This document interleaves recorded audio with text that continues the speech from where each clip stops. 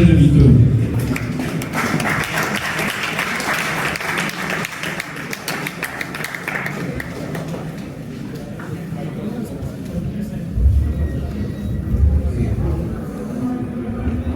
Oui, non, et, out.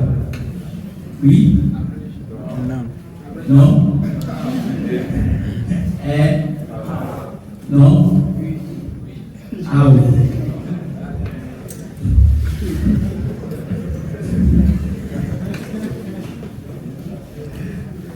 Ignacia, et, out. Ignacia.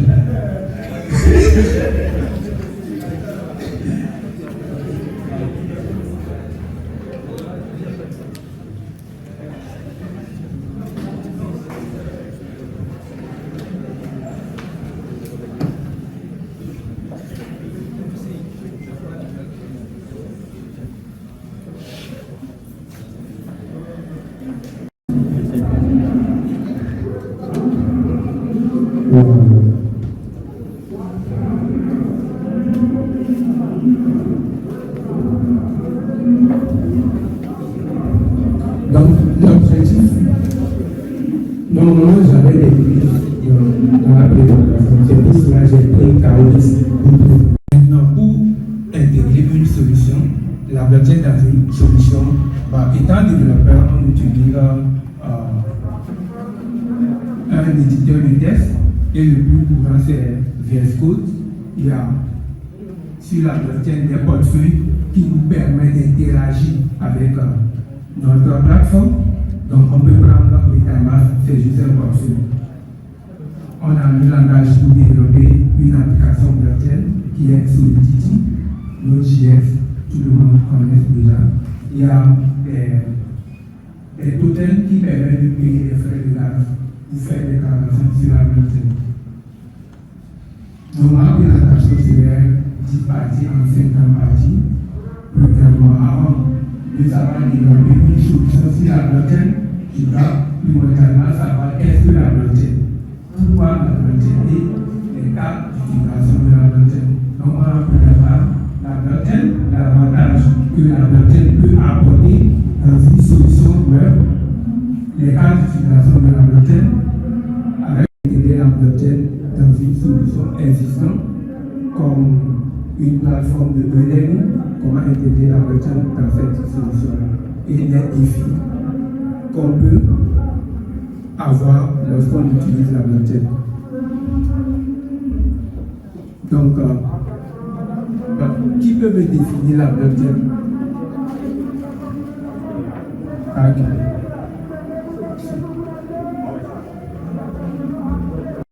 Bon, le blockchain est une technologie de transmission de données, est une technologie de transmission de données et d'informations de manière sécurisée et décentralisée.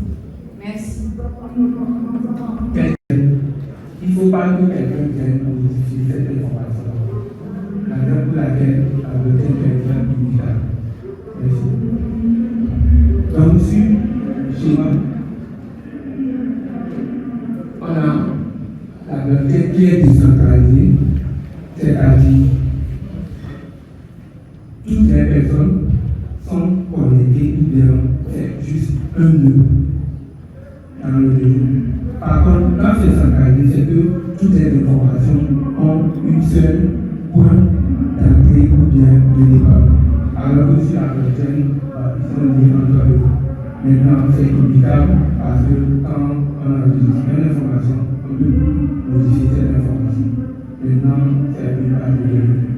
Donc, au niveau de la transparence, c'est que quand tu envoies une information sur la blockchain, toutes les personnes peuvent toutefois vérifier que il y a une personne qui a envoyé cette information sur la blockchain.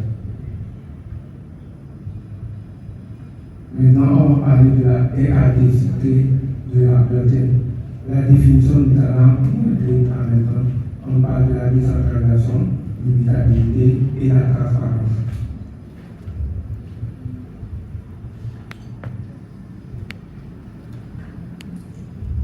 Les avantages de la blockchain. Maintenant, si on utilise la blockchain dans une solution, cette solution-là, forcément, il est sécurisé. Pourquoi il est sécurisé? Quand quelqu'un envoie une information sur cette blockchain, personne ne peut pas venir changer quoi que ce soit sur l'information qui a été émise en utilisant la blockchain. Donc, d'une part, c'est sécurisé. Il y a plusieurs personnes qui sécurisent cette blockchain-là. Au niveau de la transparence, tout le monde a accès à cette information en temps réel. Quand j'envoie, je te dis salut aujourd'hui, tout le monde sait que cette personne a salué une personne B. Maintenant, au niveau des frais, c'est parce que cette blockchain a moins d'intermédiaires. Parce que lorsqu'il y a moins d'intermédiaires, les frais sont moins chers. Si on prend une solution de notre monde actuel, telle que nos applications, c'est plus centralisé que la blockchain. Lorsqu'on utilise la blockchain, on élimine la centralisation. Donc il y a plus d'intermédiaires. Parfois, on peut remarquer que les données sont plus ou moins sécurisées, certes centralisées au cabinet, mais il n'y a pas d'intermédiaire. Les plateformes fonctionnent un peu. Donc, cette suppression d'intermédiaires permet de réduire les frais sur cette blockchain. Et au niveau de l'automatisation, c'est décentralisé, d'accord, merci. C'est fini? Ok. La blockchain, telle qu'elle a dit, c'est une technologie de registre distribué qui permet de stocker les données. Donc on peut faire n'importe quelle opération. La blockchain va stocker cette donnée-là. Maintenant, comment il stocke cette donnée? Il stocke les données de manière sécurisée. Ça, c'est très important. De façon décentralisée, transparente et immutable. Donc, dans sa définition, il manque immutable. Parce que, pourquoi immutable? Quand les données sont enregistrées sur la blockchain, il ne faut pas que quelqu'un vienne modifier cette information. La raison pour laquelle la blockchain doit être immutable. Merci. Donc, sur le schéma, on a la blockchain qui est décentralisée, c'est-à-dire toutes les personnes sont connectées ou bien c'est juste un nœud dans le réseau. Par contre, quand c'est centralisé, c'est que toutes les informations ont une seule point d'entrée ou bien de départ. Parce que quand on enregistre une information, on peut modifier cette information. Maintenant, c'est une base de données. Donc, au niveau de la transparence, c'est que quand tu envoies une information sur la blockchain, toutes les personnes peuvent pas vérifier que il y a une personne qui a envoyé cette information sur la blockchain. Maintenant, on va parler des caractéristiques de la blockchain. La définition, nous allons montrer en même temps. On parle de la décentralisation, l'immutabilité et la transparence.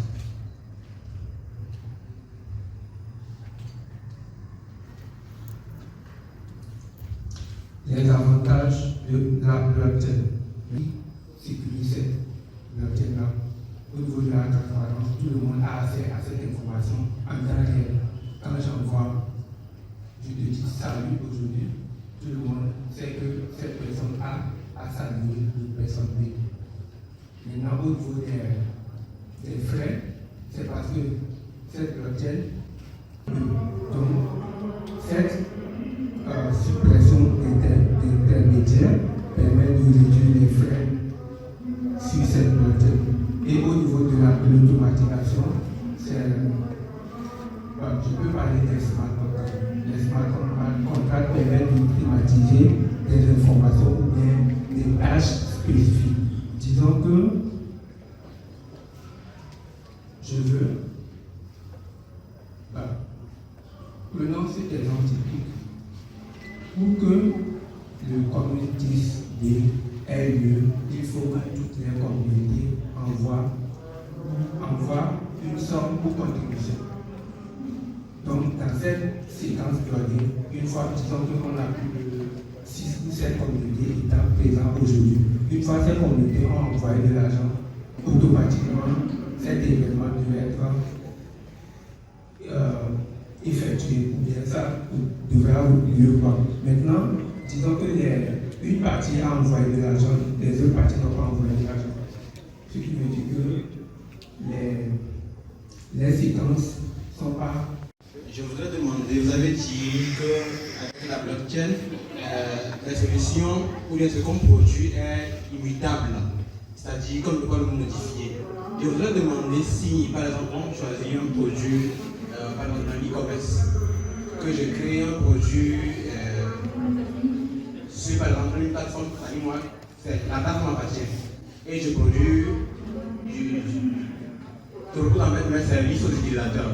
Et moi, j'ai ajouté un produit sur la plateforme. Cela voudrait dire que je ne peux plus venir modifier les informations ou bien qu'est-ce que vous voulez vraiment dire par les informations sont immutables. Merci. On parlait des langages de programmation comme Solidity qui servent à créer des smart contracts. Pouvez-vous m'expliquer ce que c'est que ces smart contracts? C'est vrai que vous aviez un peu expliqué cela, mais je n'ai pas bien compris. La question, c'est par rapport au langage Solidity. Quelles sont ses caractéristiques et pourquoi il est spécifiquement choisi pour développer la blockchain? Et si vous pouvez nous montrer un exemple de code écrit en Solidity. Merci. Et on peut dire sentir plus facilement. Par exemple, souvent dans les groupes, quand tu envoies un message, l'administrateur supprime le message. Alors que si c'est dans un web décentralisé, personne ne peut supprimer le message que tu as envoyé. Et plus simplement, c'est ça, la différence. Donc le web 2 c'est plus décentralisé. Tu as le contrôle de tes données. Alors que sur le web 2, tu n'as pas le contrôle. Souvent, on a tendance à dire que Facebook vend nos données. C'est parce que nous ne sommes pas propriétaires de nos données. C'est pour cela que Facebook essaie de les vendre. Mais par contre, si c'est sur le web décentralisé, le web 3, Facebook ne peut pas vendre nos données. Donc, c'est ça. Maintenant, la deuxième question, c'est tu te rappelles ma question. Ok, immutabilité. Donc, tu as donné un exemple d'une plateforme de e-commerce. Tu n'as plus le droit de venir modifier quoi que ce soit. Par exemple, disons, l'interface, c'est le web de tu as développé ça avec JavaScript et l'USJS. Maintenant, le smart contract, c'est lui la base de données. Disons que tu prends le table produit, idée, attribut, code QR, etc. Tu ne peux plus venir changer le code QR que tu as de l'UCP ou bien tu ne peux plus venir changer les attributs dans cette table-là.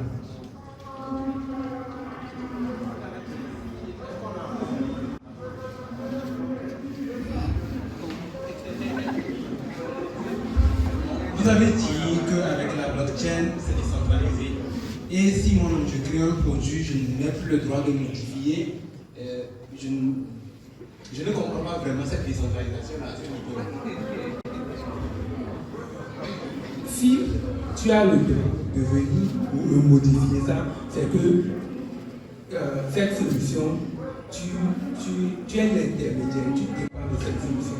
Alors que sur la blockchain, personne n'est le propriétaire de cette solution. Même si c'est toi qui as créé cette solution, tu n'es pas le propriétaire. Disons que du jour au lendemain, tu supprimes quelqu'un qui a plus d'argent ou bien qui a vendu plus que nous sur la plateforme. Oui. Une fois que tu développes cette solution, pour cette raison, même après avoir développé la solution et ok.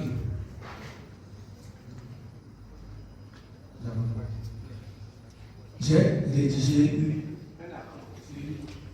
comment créer tout plus à mettre la blockchain en utilisant JS comme le front-end, Solidity comme le back-end et Web3.js comme le bibliothèque qui permet d'interagir entre le front-end et le back-end. Donc l'article est complet. Donc quand tu suis l'article, tu vas reproduire cette même solution. Donc voici quelques codes en Solidity. Donc on a Solidity, la version et les fonctions et autres. Donc voici un exemple de code en Solidity. Donc si je déplace cette code, c'est que c'est fini. S'il faut, je dois le faire. Maintenant, une smart contract, c'est plus simplement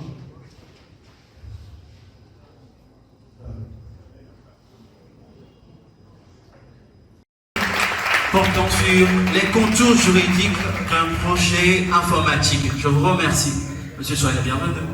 Merci. Bonjour à toutes et à tous.